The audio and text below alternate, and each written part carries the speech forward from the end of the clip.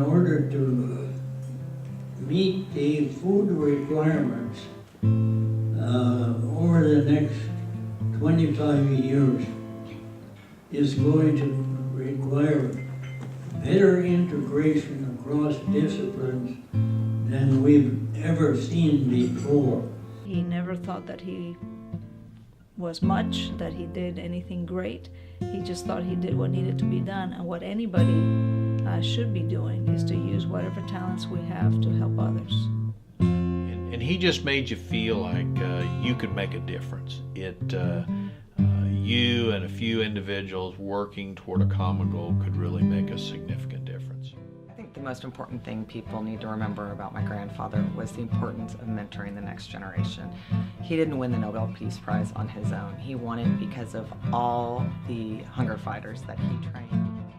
I think what Dr. Borlaug saw at the time was some concern about how we would get the next generation of faculty and scholars as involved in the international programs. He would come to our meetings of the Food Science Club with just a handful of students on a given evening and think nothing of it.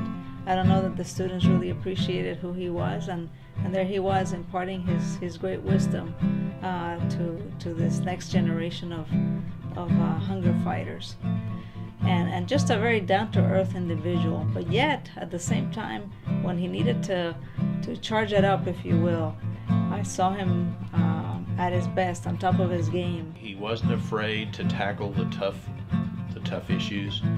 He wasn't afraid to speak out on issues that many at the time would have thought controversial. Whether it be some of the original work which he received his Nobel Prize for, or some of the things that he was doing in Africa toward the very end of his career.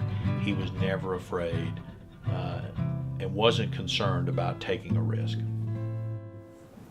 Fight, fight, fight. You don't win a football game or a battle on the food front by being afraid of change. Change we must have.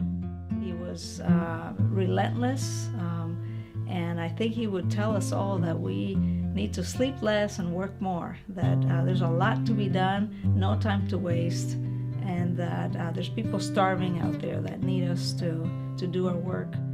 Producing food for this large population is still growing by 84 million more every year. It's no simple undertaking. I think if you could say anything right now, it would be there's too much talk and not enough action. We have technologies that are sitting on the shelves. We have ways that we can better the situation in developing countries, so let's go out there and do it. I think it's important that so many of us have so much to give, but we seem to be competing against each other, and he always thought that. So I think he'd like to see people come together. I think we're going in the right direction. Now, God bless you all, and let's fight, fight, fight.